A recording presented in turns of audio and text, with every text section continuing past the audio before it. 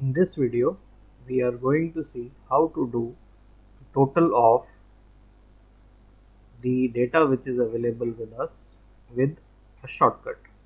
Normally, say this is the data which is there, this, another one is this one and this one. We want to do the total of this in this area, in these highlighted cells. Now the normal procedure to do the same is we select the cell,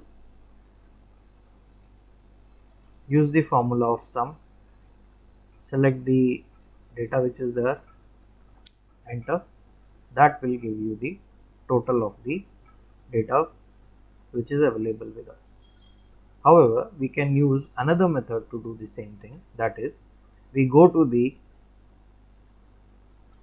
cell in which we want to put the total, then press simply Alt equal to.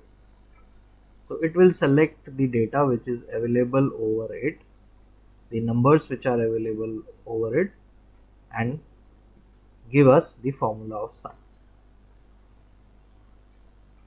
So we get the total of the same data again. There is a small issue with this use of Alt equal to. Say we do it on the adjacent cell, this one. If we do that, you can see if I press Alt equal to, since 1961, which is the header of this data, is also a number, it is also included in the total. So what we will have to keep in mind is that the header should not be a number. Otherwise, this Alt equal to shortcut will use that also as the total for the total sum. Now, similarly, if we total the data for the increase, so I will use the shortcut here, Alt equal to. Now you can see it has totaled it has given us the total of the whole thing.